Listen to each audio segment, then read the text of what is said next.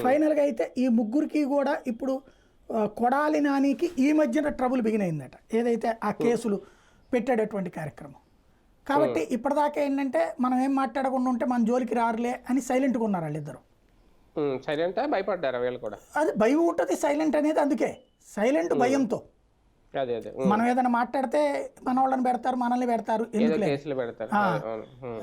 ఇప్పుడు ఇక ఎలాగో మనం సైలెంట్గా ఉన్న మన వాళ్ళని వేస్తున్నప్పుడు రేపు పొద్దున మనం సైలెంట్గా ఉంటే రేపు మన వెనకాల తిరగడానికి ఎవడ ఉండడు కదా. అదే అవును. అందుకని రాజకీయం చేయడం ప్రారంభించినట్టు కనబడుతుంది ఇప్పుడు. కానీ ఒకటి సార్, ఇప్పుడు ఈ విషయానికి సంబంధించి ఒక్క జగనే మాట్లాడారు అనుకుంటున్నప్పుడు రోజా గారు వచ్చి మాట్లాడారు పవన్ కళ్యాణ్ గురించి. ఇలా మాట్లాడినప్పుడు వైసీపీ కార్యకర్తలు అయితే కొంచెం జోష్ అయితే వస్తుంది.